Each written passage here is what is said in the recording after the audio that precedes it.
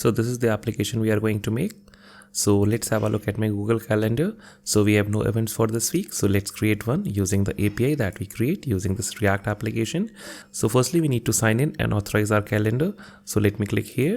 So typically this page would open as a pop-up, but since we are in full screen mode, so we are seeing it in a new window. So let me select my account here. And now we need to authorize calendar. Let's click on continue because this app is in dev mode. And now here we need to simply click this, that is to authorize calendar. So now let me click on continue. And now we are back here. And now we see that we have been registered. So now let me simply provide in the summary for the event. So let's provide in a summary. So have a date with my girlfriend. And then we need to provide in the description, and the location would be Eiffel Tower, Paris, France, simply like this. Then we need to put in the start date time. So let's simply choose the start date time. Let the start time be 9:49 p.m. And now let me put in the end time, and that would be again 13th of December, and the end time would be 11:49 p.m. So now let me simply click create event. So the event would be created. So we see that event is created. So now let's go to our Google Calendar, and we see that we have an event here, that is have a date with my girlfriend. So if I click on this event, we see all the details of this event. So the description of the event, the title of the event, and the location of the event. So if I simply click here, we see that the map would be updated here.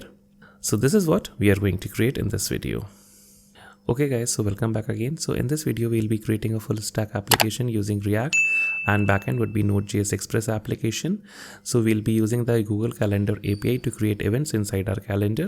And for that, we'll be using OAuth2. So the flow of the video would be something like this. Firstly, we'll be creating a new project inside our Google Developers Console. And then inside that project, we would be enabling the APIs. And then we would be setting up the OAuth consent screen, and then we'll be creating the credentials to be used for OAuth2, and then we'll be adding in the required scopes. That is for the Google Calendar API, we need to add the scope, and we'll be adding that also. And then we'll move ahead by creating the ReactJS frontend application. And then we'll see that how do we get the authorization token, which would then be used inside the backend application to generate a pair of access and refresh tokens, which would then be used inside our backend application to create events inside our Google Calendar. So the event data would be coming from the Frontend ReactJS application, and that data would be handled by our Backend Express application to create events inside our Google Calendar. And moreover, we'll be looking into a couple of questions that I get in comments when I made a Gmail API video and the Drive API video. And those questions were that a couple of you commented out that your refresh token expires after 7 days. So the answer you would find in this video. And similarly, a couple of you have said that you do not get refresh tokens from the response when you provide in the authorization code, and you only get back the access token. So this answer would also be answered in this video, and plus some extra questions which you also asked, so that would also be answered in this video. And even if you are new here and you are watching this video the first time on this channel, then also you might land up in trouble, and you would be getting these questions in your mind, that is why the refresh token expires and why do you not get the refresh token from the response.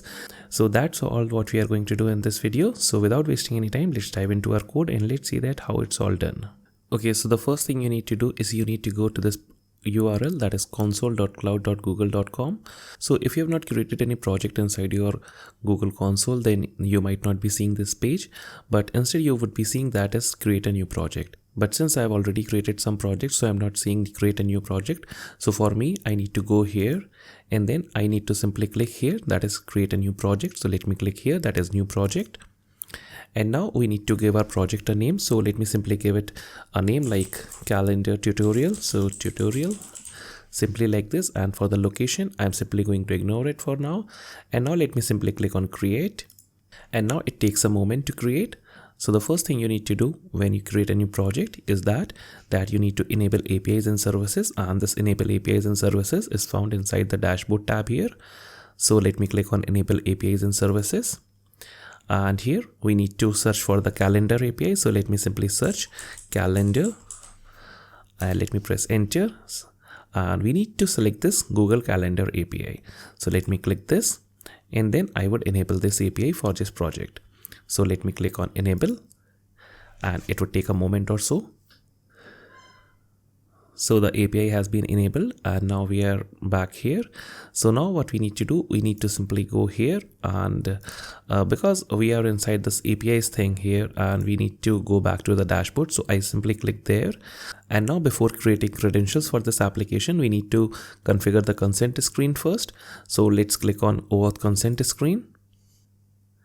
And here we need to choose internal or external. So for this thing, you need to choose external. And if you want to read what is internal, you can read it here. But typically you would be choosing external here. So let me click on create. So here you need to provide in the app name, which would be publicly visible. And this is the name which users are going to see whenever they are trying to sign in with your application. So I would provide calendar API for tutorial. And then we need to provide in the user support email address. And here I can simply provide in my email address. And for app logo, I would highly recommend that you should not provide an app logo as of now until and unless you are going for production, because it takes a couple of days to verify the app logo and publish the app. So for testing purposes or for development purposes, you should not provide an app logo. And for the app domain, I'm not providing an app domain as of now. And for the authorized domain also, I'm not providing any authorized domains. And for the developer contact information, I will be providing in my email address. And now let me simply click on save and continue. So now this is an important step. We need to add the scopes for this application. So let's click here, that is add or remove scopes. And now here we need to select a couple of things. Firstly, we need to get the email address of the user. We need to get the profile information of the user. And we also need to get the OpenID. So let me select these three things. And now let me also search for calendar here. So calendar. And here we need to simply select this one, that is googleapis.com/auth calendar. And now here we need to select this API or this scope here. And now let me simply click on update. And now we see here that for the non-sensitive scopes, we have the OpenID, email and the profile. But for the sensitive scopes, we have the calendar thing here. And now let me click on save and continue. And now here we need to add in a test user. And if you do not add in a test user as of now, because we are in development mode, so you would be getting a screen like this that says that it is forbidden. So let me simply add in a test user for development purposes. And once you publish your application, then there is no need to add test users to it. So let me simply click on add users here. And here I would simply provide in my test email address. So that would be again yours truly 2607@gmail.com. So let me simply click on add here.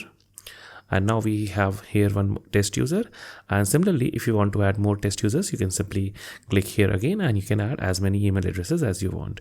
So let me simply click on save and continue again. And this is the basic summary of this application or this OAuth consent screen. And now let me simply click on back to dashboard. And now we need to create the credentials for this application. So let me click on credentials.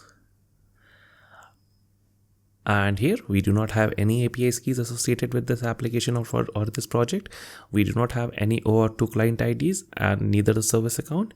So since we are going to use OAuth2 for this application, so let me click on create credentials and OAuth2 client ID. So this is the thing which we need to click on. So let's click here. And here for the application type, we need to provide in web application. And for the name, you can give this a name whatever you like. So let me simply call it calendar React app, something like this. And for the authorized JavaScript origins, I would simply like to add in my localhost port 3000 because my React applications runs on that port. So http://localhost:3000, simply like this. And now let me simply click on create. And now we have the client ID and we have the client secret, and this client secret, you should keep it very secretly. But since I would be deleting this application or this client ID after I completed this tutorial, so I can keep it open, but you should definitely keep it this client secret highly secret. So let's click on OK, and we would be coming back to this application to copy this client ID and client secret in a moment. So let's click on OK, and this is the client ID which we created just now.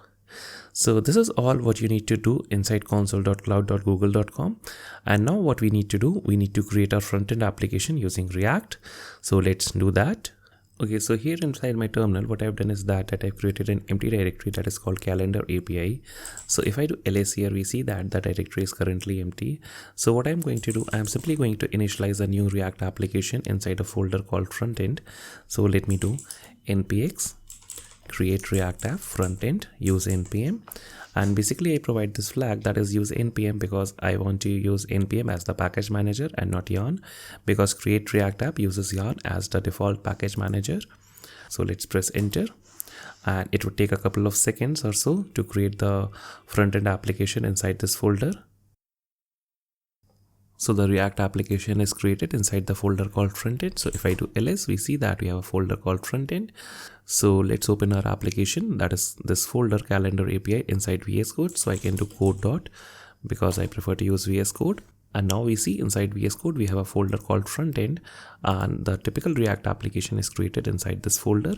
So let me open my terminal here and let's cd into the frontend folder because currently we are in the calendar API folder. And now what I'll do, I'll simply start the application by doing npm start, and our application would be up and running on port 3000. So this is the old application, and the new application we see that we have a spinning React logo. So now let me install a couple of dependencies inside this project or inside this React application.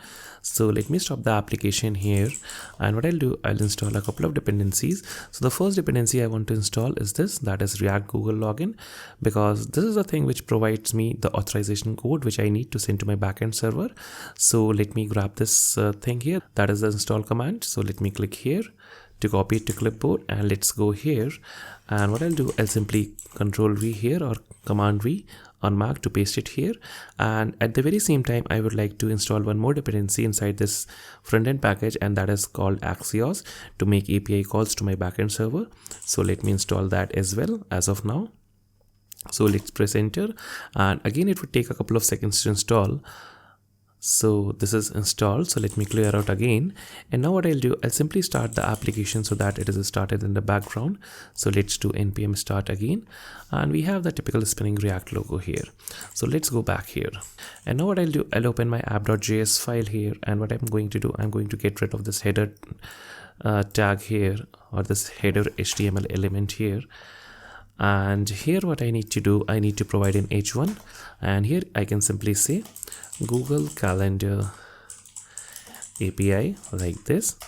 And now let me save this, and if I go back here, we see that we have this Google Calendar API. So now let me create the sign in and authorize button here.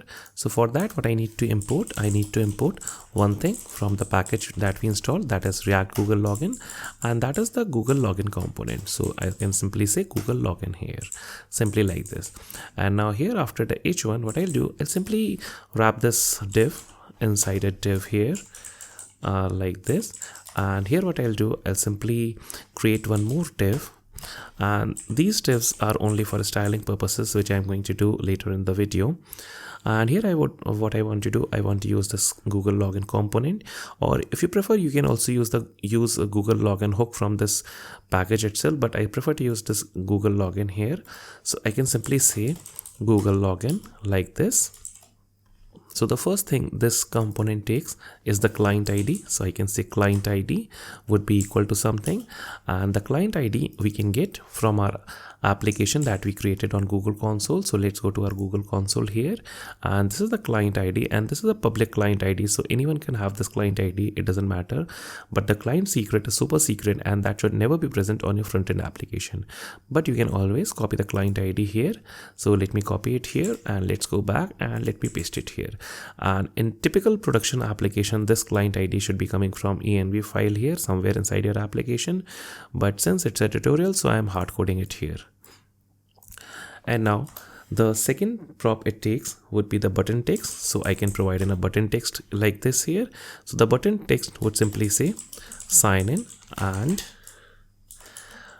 authorize calendar. So authorize calendar, simply like this.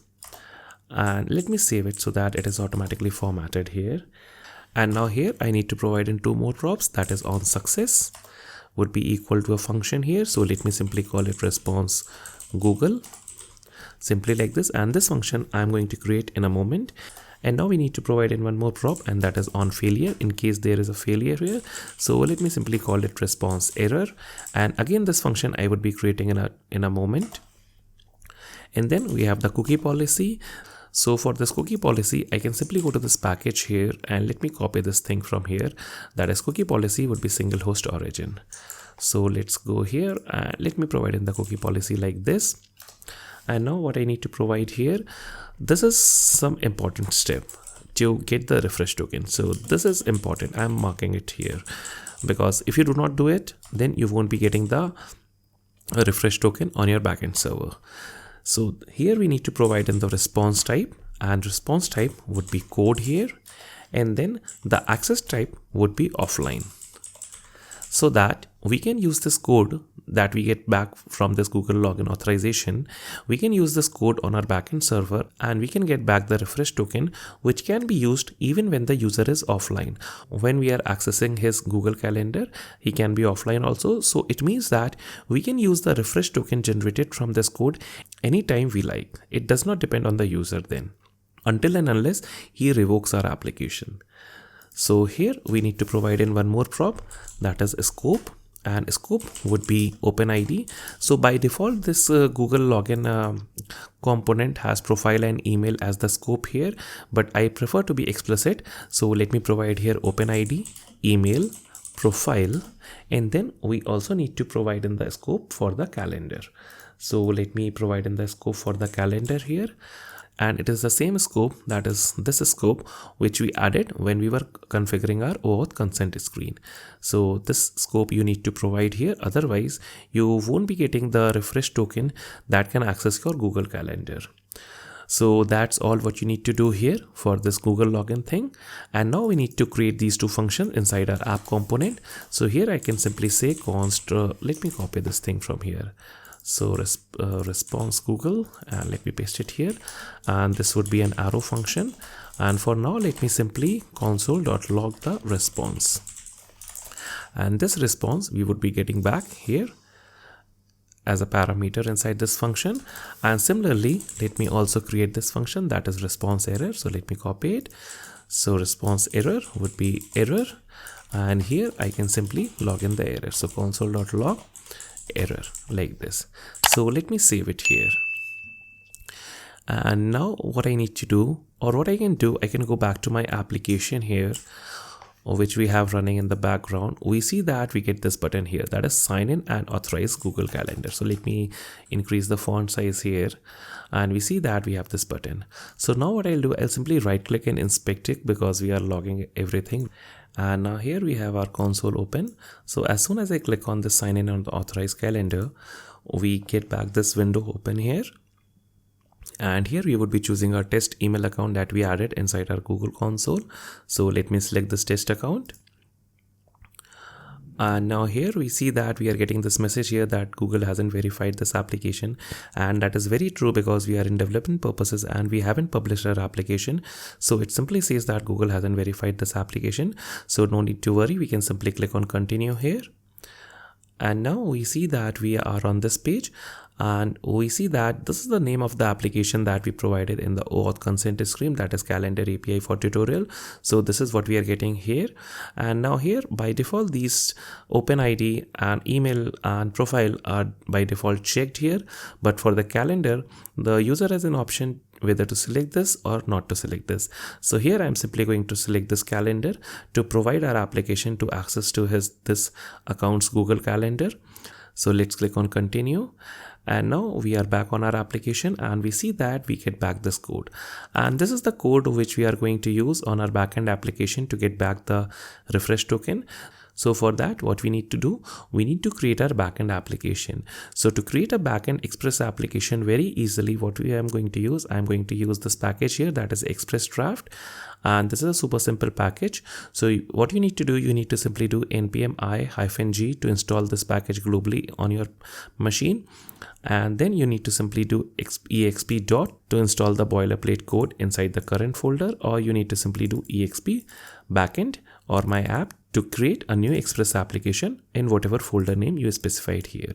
So let's go back to our terminal. So let me clear out the terminal here, and if I do ls here, we only have the front-end application. So what I can do, I can simply do to install this package, what you need to do, you need to simply do npm-g express draft to install it globally on your system. And then what you can do, you can simply do exp backend to create a folder called backend and simply generate the boilerplate code for our Express backend API. So let me simply do exp backend. And now it would take a couple of seconds to install this Express boilerplate code inside this backend folder. And now the Express boilerplate code has been generated. So let's go back to our VS Code, and here let me minimize this front end folder, and we see that we have a backend folder here. So if we open this backend folder, we see that we have this app.js file and we have a package.json file. So if we open the package.json file, we see that this Express draft package installs these dependency inside our backend folder. That is the .env package to get the environment variables, the Express package, the HTTP errors package to handle the errors, and Morgan to log in the HTTP request. So let's go to the env file first, and to run our backend application, I would simply need to provide in the port 4000 because I need to run my backend application on port 4000. So let me save the .env file. And if you open the app.js file, here we see that we have a typical Express application scaffolded here, and we do also have a route here that is called app.use/API, which simply points to this folder here that is routes api.route. And if you open this API routes folder, or before opening the routes folder, we see that we are simply listening on the port that is coming from the environment variable, or we are simply going to run it on port 3000. But since our React application runs on port 3000, so we are going to run it on port 4000, which is coming from the .env file. And then we are simply started listening on whatever port we need to listen, and then our server would be started, or the backend server would be started. So if I go to this routes file here, we see that we have only one file, that is api.route.js, and this is what this /API is pointing to. So this is the only thing which we have inside this application. So why not let's start this backend application. So let's open the terminal here, and now what I'll do, I'll simply open another terminal inside this terminal. So now we have two terminals running, and here what I'll do, I'll simply cd into the backend folder. And here what I can do to start the backend application, we have two things here. Either we can use the start script, which simply uses node to start the script, or we can use the dev script which simply uses nodemon to start the application. And this nodemon simply restarts the application whenever it sees changes inside the .js files. And this is nodemon is the dev dependency of this package here, or this application here. So what I'll do, I'll simply do npm run dev to start the application on port 4000, and we can see that we have this application running on port 4000. So if I command click here, we see that we get this message here that is awesome, it works. And if I simply go to the index API route, we see that we get this message here that is okay, API is working. So now let's create a post route inside this application, or inside this API route.js file. So here what I'll do, I'll simply say router.post, because I'm creating this route here because I need to send this code to my backend server so that I can exchange that for access and refresh tokens, though only refresh token is required, but it would simply provide us with the access token, the refresh token, and the ID token. So let's go back again. So here I would simply say create tokens like this, and this would be an async callback function, and here it would take request, response, and next as the arguments here. And here whatever I'm going to do inside the try catch block. So try catch like this, and if there was an error, I can simply call in next with the error parameter here, because this would be cached inside app.js inside this error handler here. So now let's go back to our API route.js. So let's copy this URL from this thing here, and let's go back to our front-end application, and let's go to our source folder here and inside the app.js file. So whenever we are getting back a response from Google, we see that we are getting back a code here. So we can get this code by using response.code here, because this is a object here, and we can simply destructure code from response.code. So let's go back.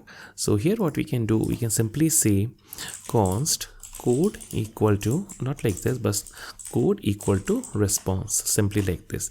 And now what I'm going to do here, I'm going to make a post request to my backend server. So I can do Axios, or I'm not getting autocomplete here. Maybe this is installed or not. So I guess that Axios is already installed. So let's go back to our app.js file, and here I can simply say, let me import it manually. So import Axios from Axios, like this. And now here I'm going to do Axios.post, and here we need to post it to /API. Remember that this create tokens route is present inside the /API route. So if I go to app.js, so /API, and then whatever route is present here.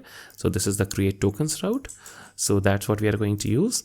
So /API /create tokens, and then we need to provide in the code here like this as the request body, and then we would be having a then here. So then we have the response. So here for now, let me simply console log the response. So console.log response.data like this, and then we have the catch block.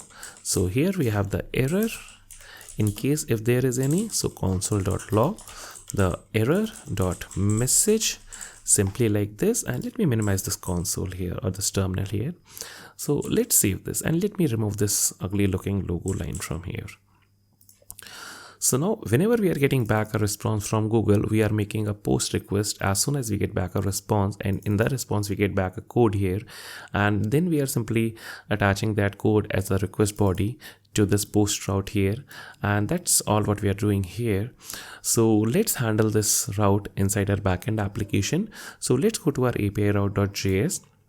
And here, if we have a look at the app.js file, we see that we are already handling the parsing of the request body by doing app.use express.json in the app.js file.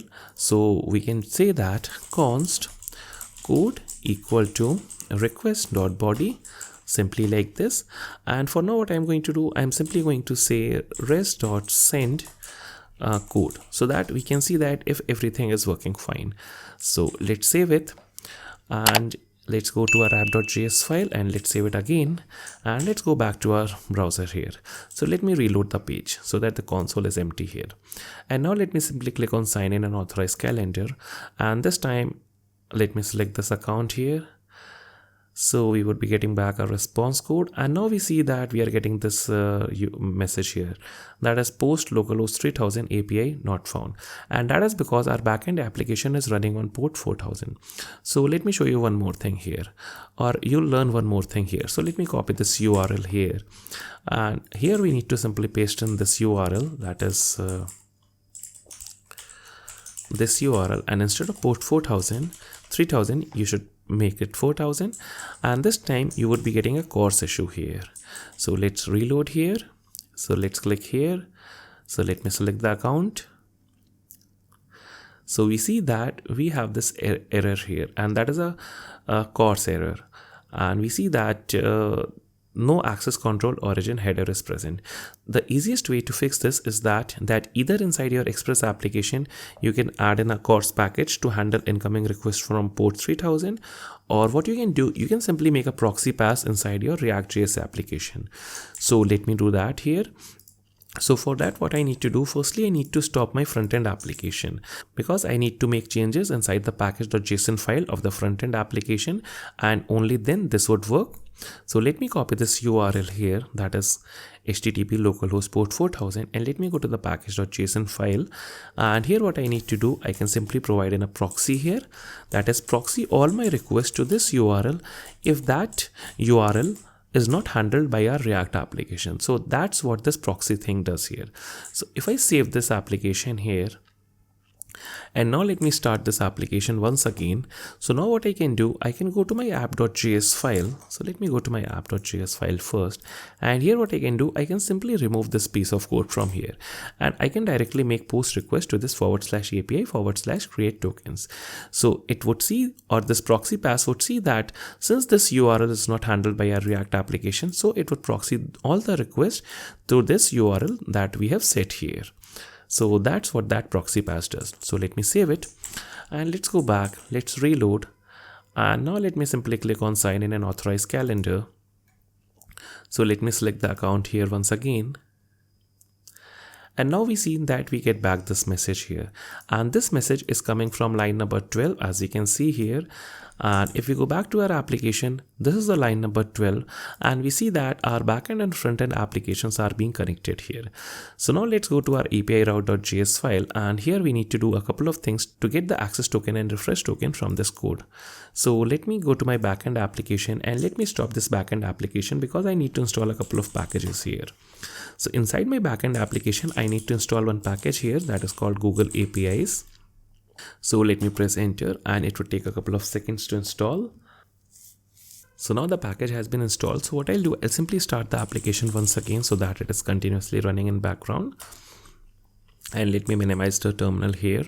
And now here what I need to do, firstly I need to require Google from Google APIs. So I would say const something equal to require Google APIs like this. And what I need to destructure, I simply need to destructure Google here, simply like this.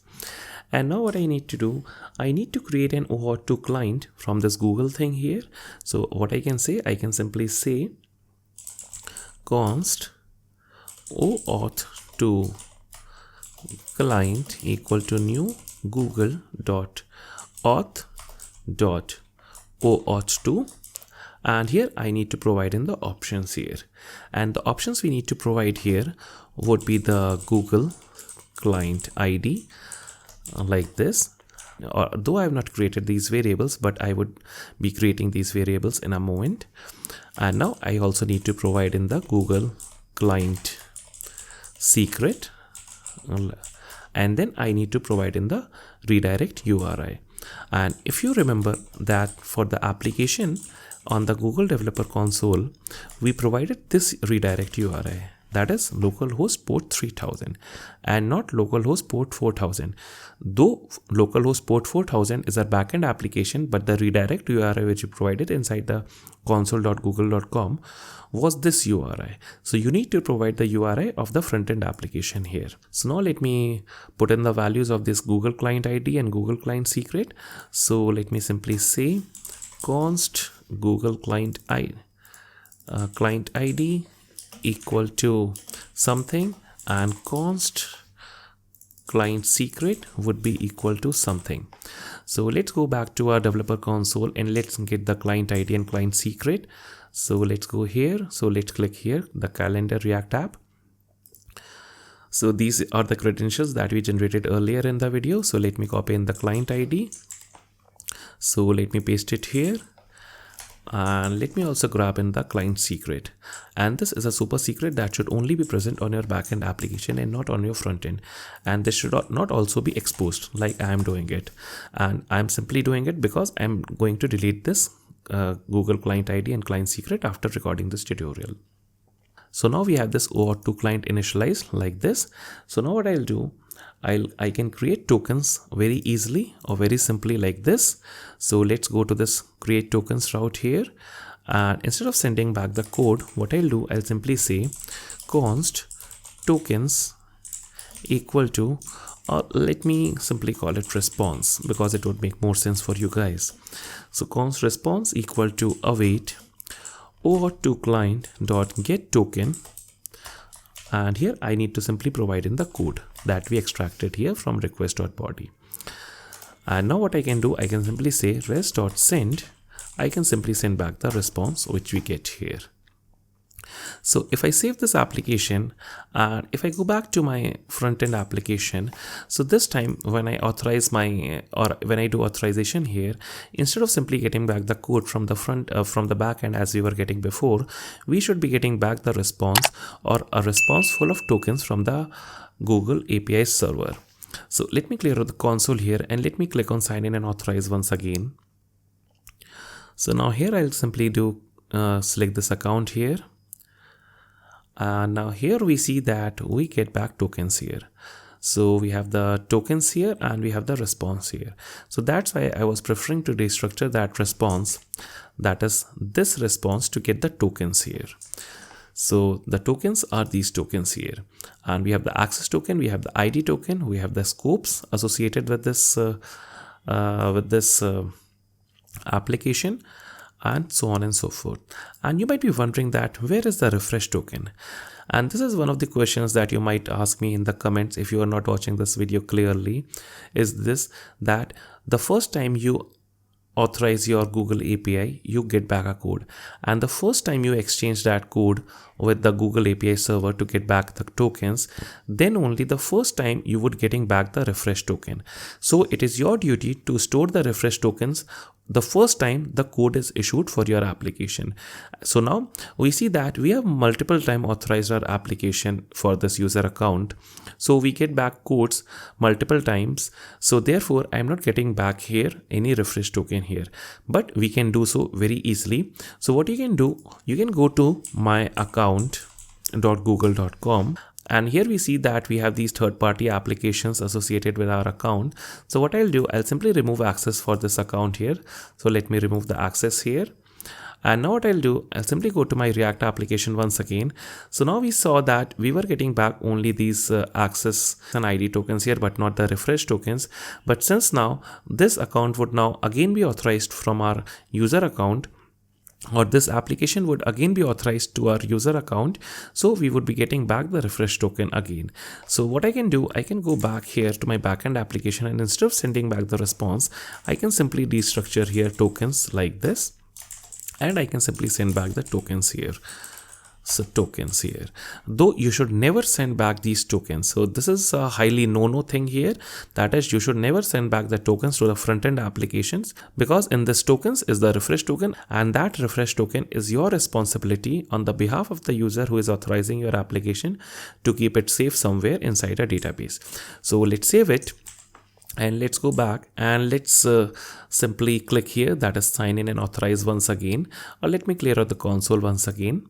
So let me click on sign in and authorize, and now here let me click on yours truly 2607, and here I need to simply click on continue. So you see that again we need to select this thing here, that is the calendar thing here, and now let me click on continue.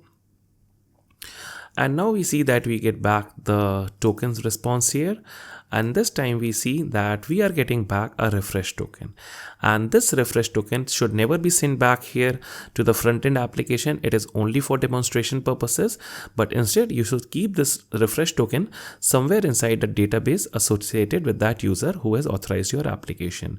So what I'll do, I'll simply copy this refresh token from here. So let me copy this refresh token here, that is copy string contents for this refresh tokens, because this refresh token would be used to create an event inside the calendar or for this user. So let me copy the string contents for this refresh token. And again, I'm telling you that whenever you get back a response or you get back the tokens here from this call, you should save the refresh token in the account inside the database associated with this user who has authorized your application. So for simplicity of this tutorial, I am simply going to say const refreshed, or let me simply make a variable here somewhere. So let me create a variable here at the very top. I would say const refresh token would be equal to this token that we simply copied from our browser, though this refresh token should be stored inside the user database, and whenever you want to create an event, you can then simply get the refresh token from the user database, and then you can use it as in what you like. So now this part is complete, that is create tokens. So now let's jump on to the second part, and that is how to create an event inside the Google Calendar for the user who has authorized this application, or for whom this refresh token is valid. So what I'll do, I'll create one more post route here. So router.post / create event like this, and then we have the async function that would be request response next, like this. And again, I would be doing each and everything inside the try catch block.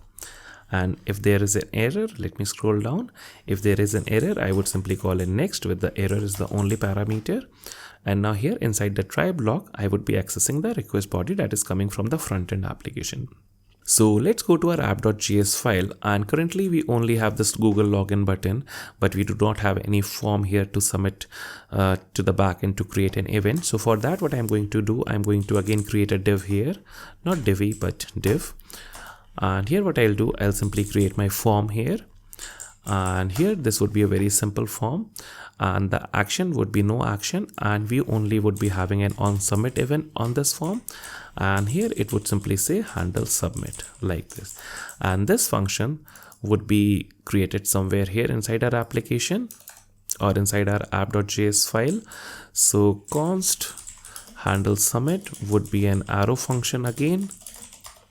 And the first thing we need to do e.prevent default to prevent the default behavior of the submission of the form.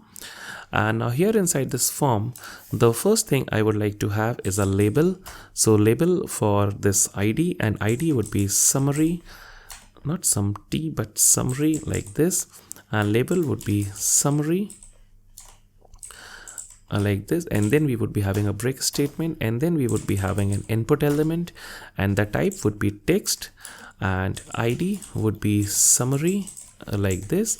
And then we need to make this input as a controlled input field. So what I can do, I can create a couple of state variables inside this application. So I need to use state from React. So what I can do, I can simply say use state from React, and the state value would be summary, and initially the summary would be null or empty. So initial state would be an empty string. So we see that we get a red squiggly line here. So we need to use state from React. So let me simply press command and dot to import use state from React. So if we scroll up, we see that we have imported use state from React. Though this is not the best way to handle forms in React, but since it's a tutorial again, I'm simply doing it like this. But if you are in a production application, then you should definitely be using any React form library like forming or use form hook or something like that. But I'm simply going to use the state variables here. So let me create one more state variable, or a couple of more state variables. So use state would be description. Set description, initially it would be null. Then we would be having use state. So use state for location, or for the location string, again it would be null initially. So then we would be having a use state value for start date time, and initially it would be again an empty string. And similarly we would be having a state variable that would be the end date time, that it would be the event's end date time. So end date time like this, and initial state would be an empty string, simply like this.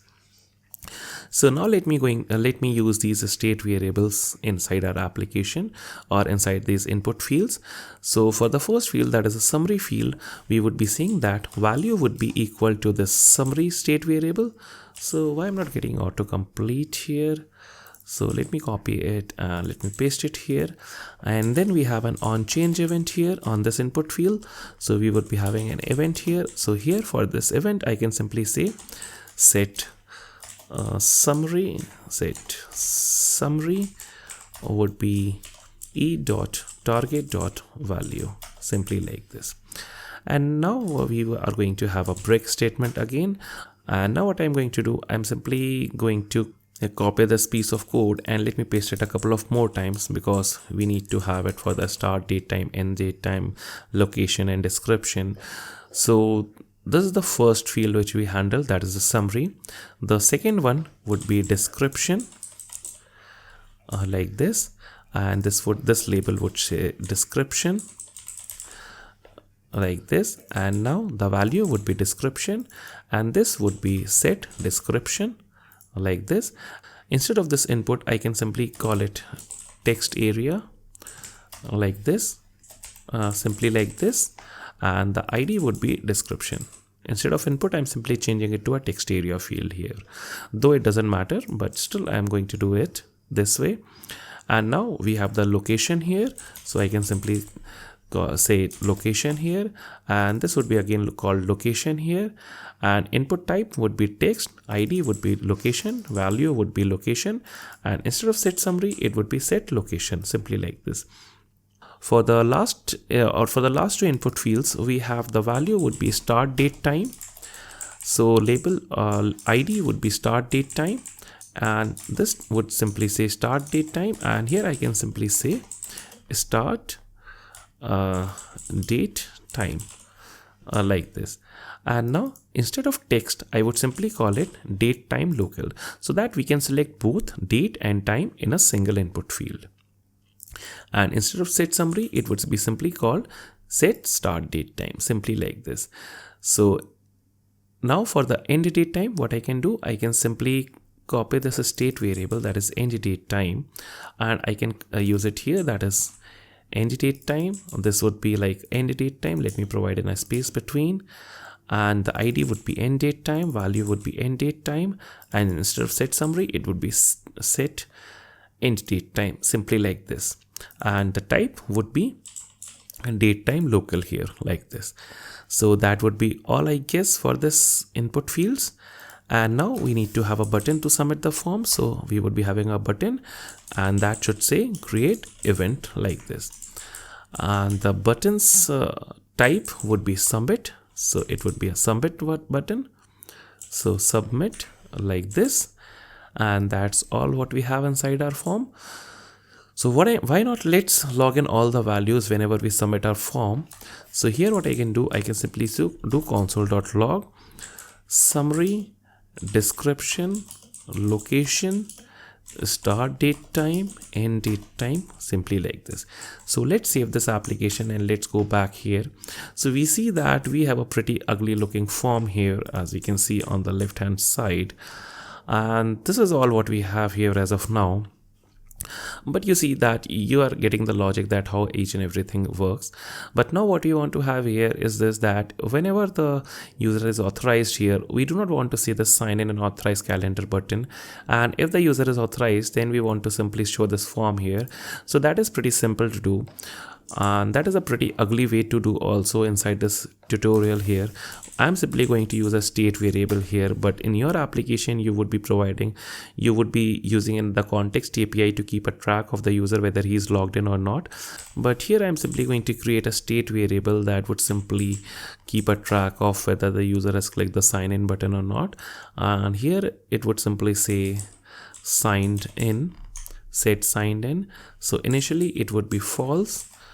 And if he is not signed in, then we would be showing this div, that is the Google login div.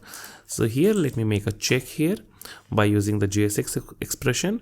So signed in, not signed in, then we want to display something, otherwise we need to display something else.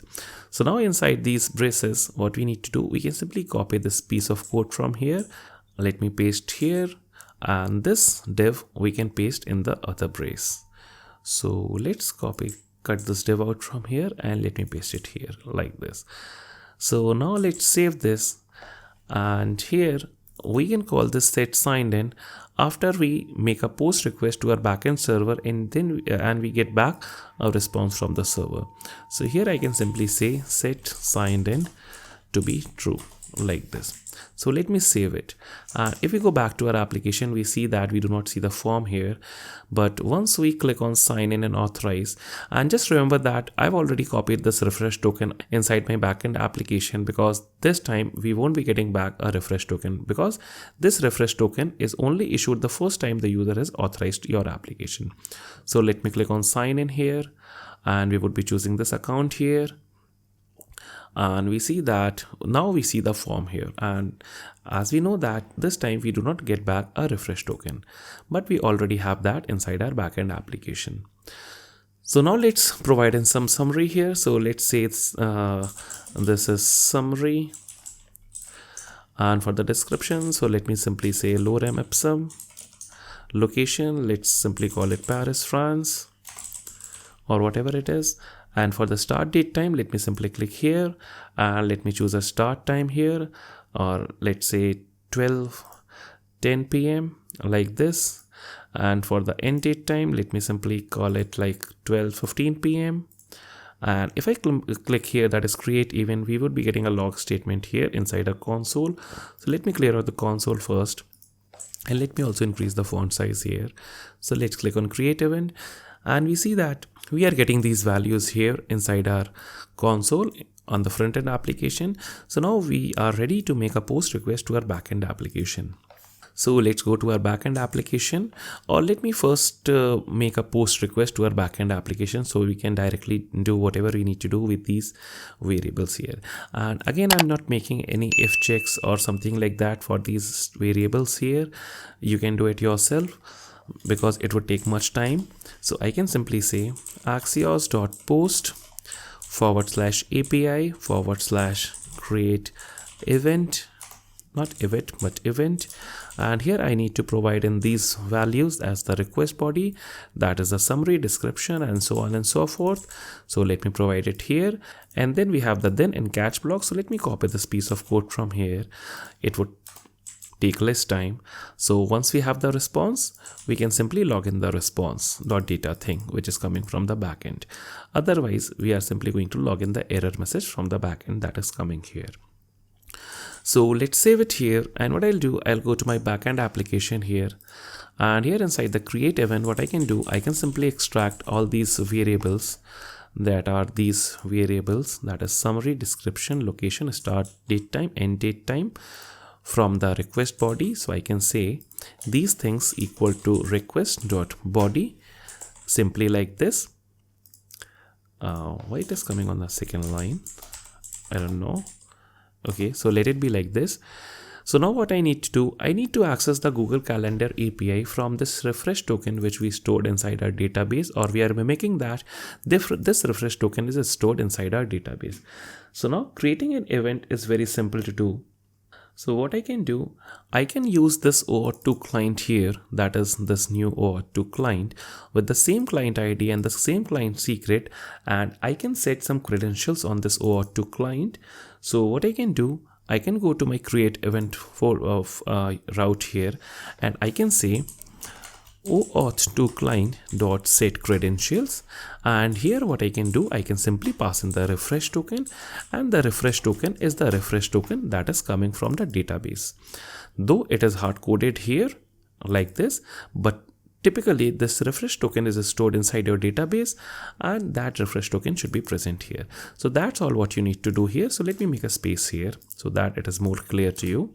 So now we need to access calendar from the Google Calendar API from this Google APIs package. So what I can do, I can simply say const calendar equal to google.calendar v3, because we are interested in the v3 API. So make sure that you use the v3 here. And now what I need to do, I can create an event here. So I can simply say const response equal to whatever response we are getting back whenever we create an event.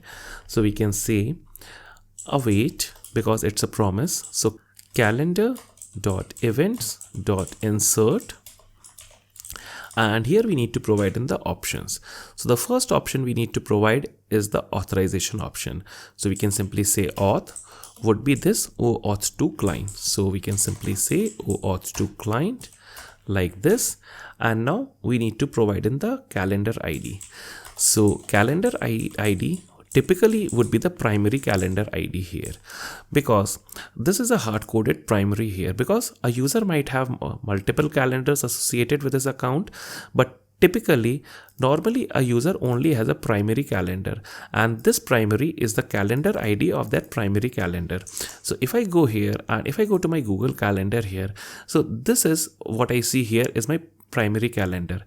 If I might have multiple calendars, then it would be shown here, but typically a user has a primary calendar, and that is what is denoted here by this calendar ID here, and this should be primary almost 99% of the times. And then we need to provide in the request body, that is the actual request event body. So firstly, we would be providing in the summary. So summary would be summary that is coming from the request body, that is coming from the front-end application. So summary would be summary. Then we have the description, would again be description from the front-end application, or that is coming from the front-end application. Location would be location here, that is again coming from the front-end application. And then we need to provide in the color ID for this event. So let me provide here 6. So what I've seen here is this, that you can provide in some color IDs like this. So let me simply copy and paste some color IDs for your reference here. Though you can again make a request to calendar API to get the color IDs, but here is what I have here. So if you provide in 1 here, then you would be getting an event that is with a background blue in color. If you provide in color ID 2, then you would be getting green here, and 3 purple, and so on and so forth. So here I am simply going to use color ID 6, or let me use this color ID here, that is 7 for turquoise. So let me put in the color ID to be 7. And then what you need to provide here, you need to provide in the start date time and the end date time. So for the start date time, you need to provide here start, not like this, but start, and then you need to provide in the date time object here. And here I can simply say new date like this, and then I can simply provide in the date string, that is this start date time string here, to create a new date object here. And similarly, I would need to provide in the end date time, so that would be end as an object here, and then the date time would be this new date. And here I need to provide in the end date time string here, because these end date time and start date time are coming as strings inside my request body. So that's pretty much about it, and we would be having a response if we have any. And just ignore this red squiggly line here, everything is fine. And finally, we can simply send back this response to the front end. So we can say res.send a response like this. So that's all about this backend application, or this backend part. So let's go to our front-end application. So currently we see we are in this calendar, that is for this different user. So let me switch my account here, that is for this account that we authorized here. So let's go to yours truly's calendar here, that is the account we authorized. So let's click here. So currently we see that we do not have any events created inside our application or inside our calendar here. So let's go to our React application. So this is the pre-filled form here, or this form that we filled earlier. So now what I'm going to do, I'm simply going to click here, that is create event. So if everything went well, then we should be getting back the response after creating the event. So let me click on create event, and we see that we get back this object here. And if we open this object, we see that we have this data thing here, and inside this data thing we have each and everything related to our event here. So the moment of truth, let's go to our calendar here, and we see that we created this very small event that is only of 5 minutes, so it is very small.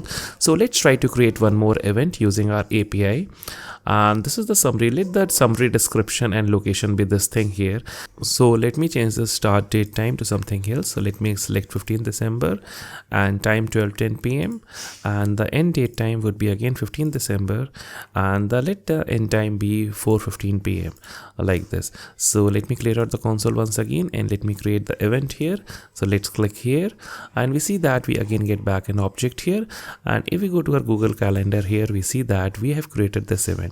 And if I click on this event, we have the details about this event. And if I click on the location icon here, we see that we get the map here as well.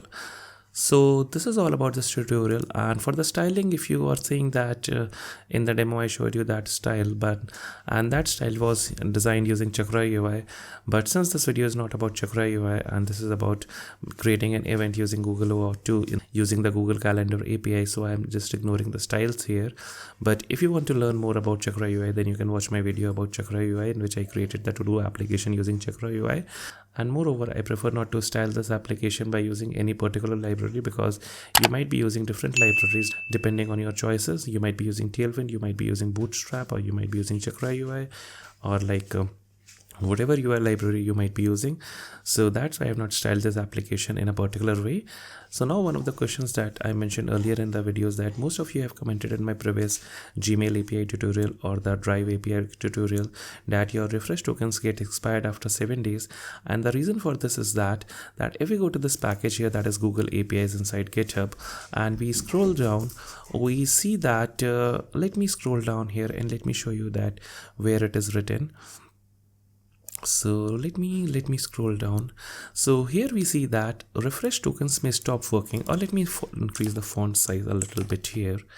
So it says that refresh tokens may also stop working after they are granted, and it is because, so the reason is there are like a couple of reasons here, but mostly that the token expires in 7 days is because the application has a status of testing and the constant string is configured for external user type. And since if you have not published your application and your application is still in testing mode, so then your refresh token will be expired in 7 days, and there is no way to get it working after 7 days. So you are bound to publish your application if you want that your refresh tokens do not expire in 7 days. So guys, that's all about this tutorial, and I guess that you have liked the tutorial, and that's why you are so far ahead in the video. So give me a thumbs up if you like the video, and if you do not like the video, give me a thumbs down, and please subscribe to the channel for more videos. So thank you, bye bye, tata, take care, and have a good day and have a great day.